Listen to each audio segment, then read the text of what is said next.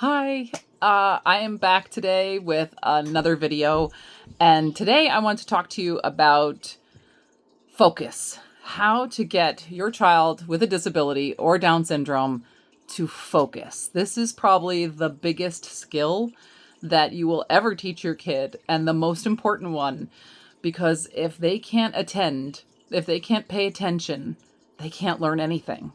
I remember my dad was an amazing teacher, and he told me one day, "What do you think the most important thing is?" when I was starting out teaching myself.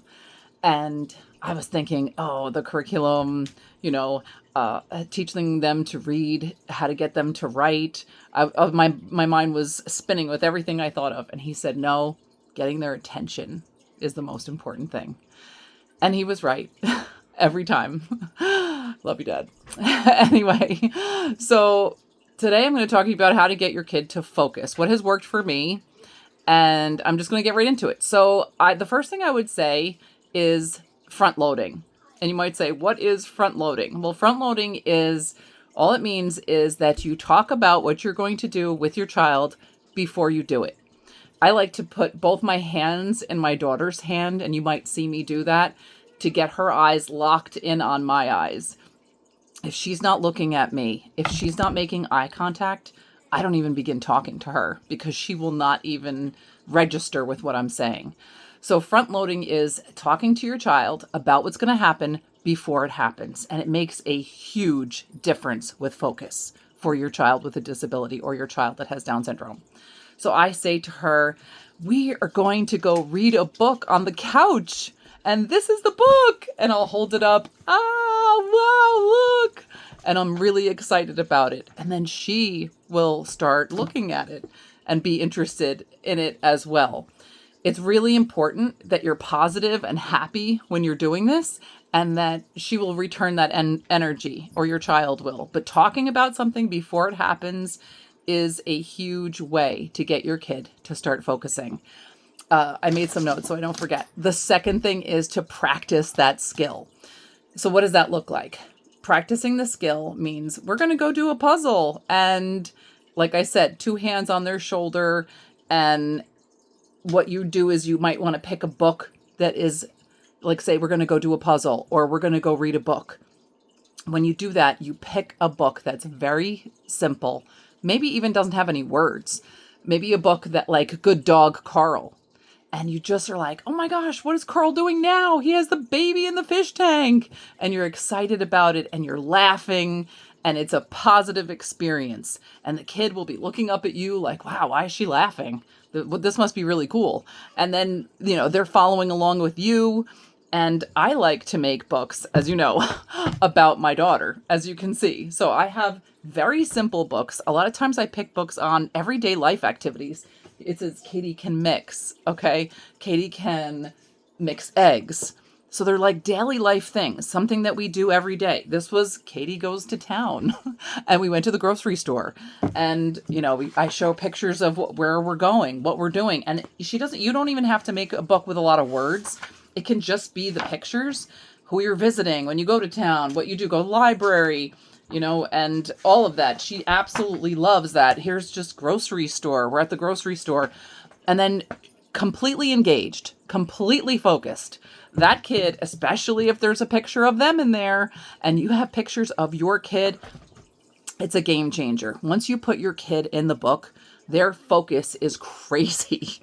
They will be focused. And even if you're only reading the book for 4 minutes, that's 4 minutes of focused time where they're quiet, they're looking, they're focusing on, what they've done, all the other pictures. Look at the food, look at the other food in this, look at the library books. Hey, who's that librarian?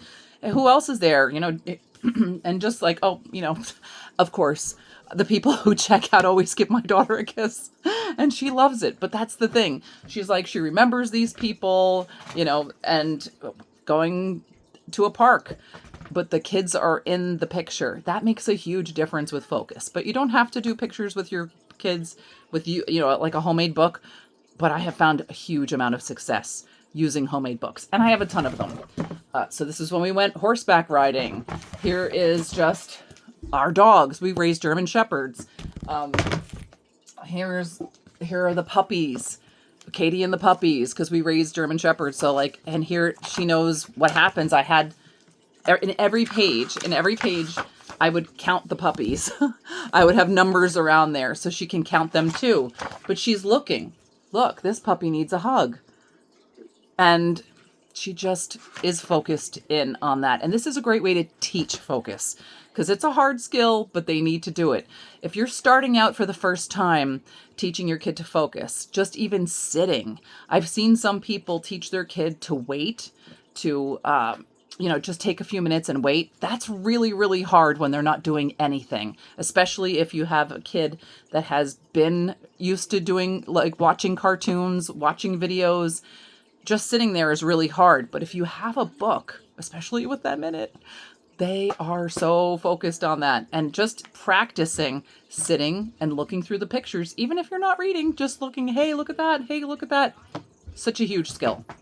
The next thing I want to talk about has to be high interest. I think I just went over that. If they're in it, it's going to be amazing for them. The other thing, I don't know if I mentioned this, you have to be positive. You have to be so happy, even if you're not feeling great and happy. If you're not, probably don't do it that day. And if you're frustrated, oh my gosh, it's never going to work. The minute you feel any frustration, they sense that energy. Kids with Down syndrome, oh my gosh, they can sense. My daughter does this all the time. She'll look at me like, really close to my face, and she'll be like, hi, mama. Hi, mama. Like, if she knows that I'm upset or feeling frustrated. So only do something when you are happy and positive. And remember, short snippets of time, and you can build them, you can extend them. But at first, only do short little snippets of time, and high energy, high interest, and so, so happy. The next thing is no electronics. Oh my gosh, no. If you're teaching how to focus, they can't have electronics. It shouldn't be in a room where they're used to watching TV or computer. If your kids do that, they should not have even music on. Music is so distracting, especially for my daughter. I don't know about you, but my daughter with Down syndrome, if she hears light music on in the background, both my kids, older kids, play the piano. She does too. But if she hears a song that sounds familiar, she's lost. It's gone. We're done with that. So try to not you can have classical music on or something maybe she won't recognize or he won't recognize, but yeah, no music, none of that when you're teaching focus. Keep the time under a minute, okay? Like I said, Good Dog Carl, this is for teaching focus. You're going to be able to build on that, absolutely. But at first, just short, sweet books. Like I said, oh, look, Katie likes cake. Katie likes chickens. How many chickens are there? That kind of thing, okay? And this is such a blessing. It's such a blessing to be able to teach and work with these kids. I can't imagine life without my daughter. It is a huge blessing. Is it a challenge? Is it a lot of work? Yes, of course, but everything is. Anything good is, right? And what's better than this? It's awesome. All right, take care.